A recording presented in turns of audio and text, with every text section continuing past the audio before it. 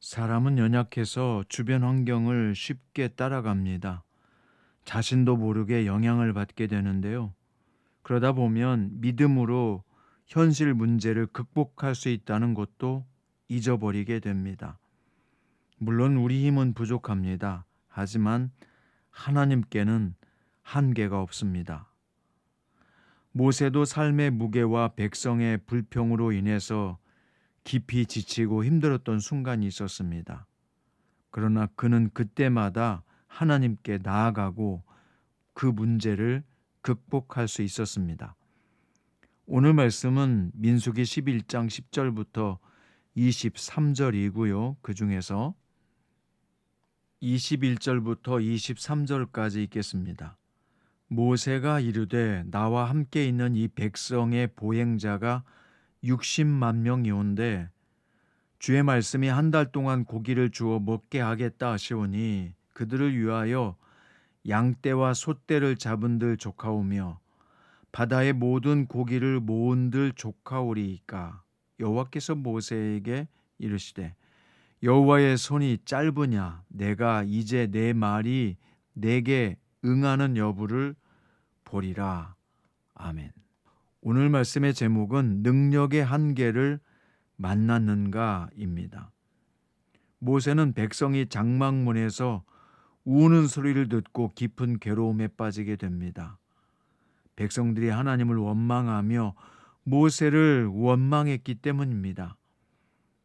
그 통곡 소리를 듣고 가슴이 찢어지는 듯 했을 것입니다. 어떤 것도 해결할 수 없는 자신의 한계를 절감하면서 과중한 책임감을 혼자 감당할 수 없었던 것입니다. 그래서 하나님께 호소하게 됩니다. 영적으로 강건한 사람이라도 때로 좌절감과 무력감을 경험할 수 있습니다. 여러분들이 삶을 살면서 좌절과 무력감을 느끼는 것은 이상한 것이 아니라 그것은 지극히 정상적일 수 있습니다.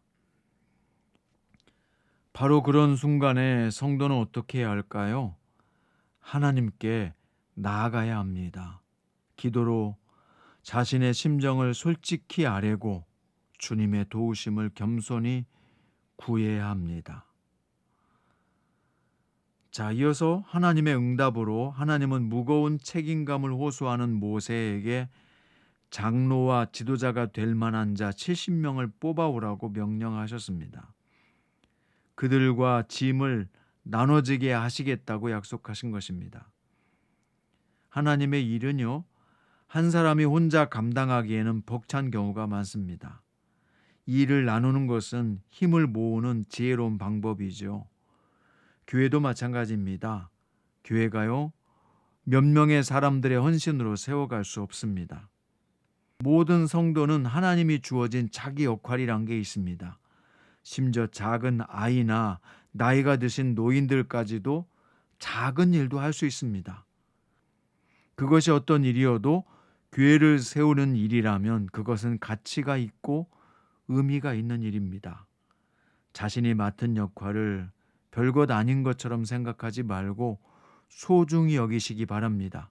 그런 역할들이 모여서 결국 주님의 건강한 공동체를 세울 수 있기 때문입니다. 자, 이어서 20절에 보면 하나님은 고기를 먹고 싶다는 이스라엘 백성의 원망에도 응답하기로 하십니다. 너희가 원하는 대로 고기를 주겠다라고 하시면서 한 달 동안 먹게 해서 결국 고기 냄새조차 싫어하게 하실 것이라고 선언하십니다. 이러한 응답은 사실 단순한 공급이 아니라 징계의 의미를 담고 있었습니다. 여러분, 성도가 돈이 많아진다고 반드시 축복은 아닙니다. 모든 일이 잘 된다고 그것이 하나님의 복은 아니라는 것입니다. 하나님께서 오히려 징계로, 벌로 물질이나 환경을 열어주실 수도 있습니다. 예를 들어 보면 사사시대 이스라엘 백성들은 하나님께 왕을 달라고 줄기차게 요구했습니다. 하나님이 왕이신데 그 왕의 통치를 받아들일 수 없으니까 인간 왕을 달라고 그렇게 줄기차게 요청한 것입니다. 하나님께서 그 벌로 주신 것이 사울왕이 아니었습니까?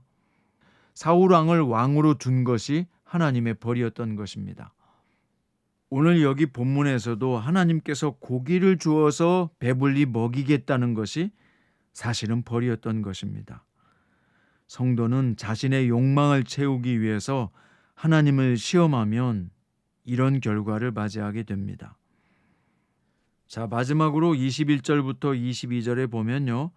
모세는 하나님의 말씀을 온전히 믿지 못하고 600만 명이나 되는 사람, 즉 어린아이까지 포함하면 약 200만 명이 되는 사람들에게 고기를 먹이는 것은 불가능하다고 말했습니다.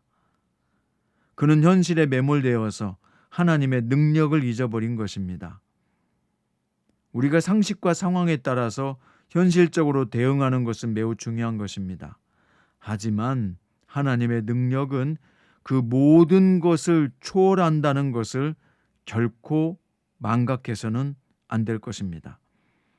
성도는 하나님의 능력이 현실을 뛰어넘을 수 있고 바꿀 수 있고 역전시킬 수 있다는 것을 알아야 합니다.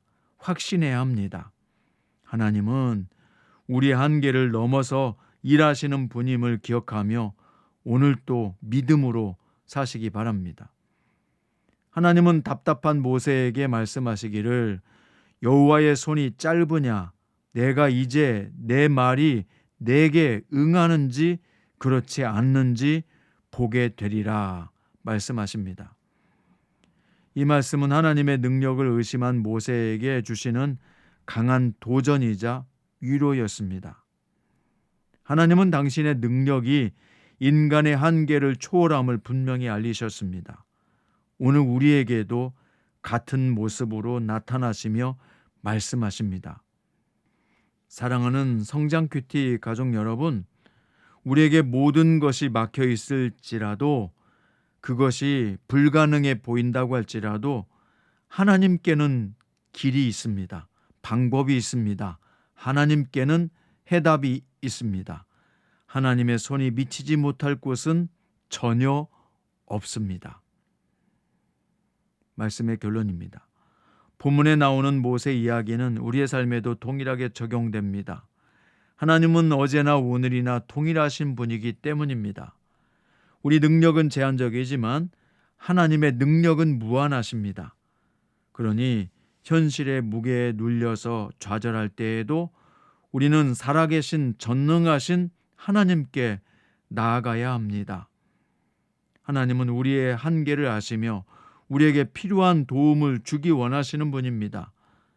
어떤 상황에 있든지 하나님의 손이 짧지 않음을, 그 능력의 한계가 없음을 신뢰하십시오. 하나님은 우리의 믿음을 통해서 일하시고 당신의 능력을 나타내십니다. 하나님의 능력을 의지함으로 오늘 또 모든 불가능 속에서도 희망을 찾는 믿음의 성도들 되시기를 주의 이름으로 축원드립니다.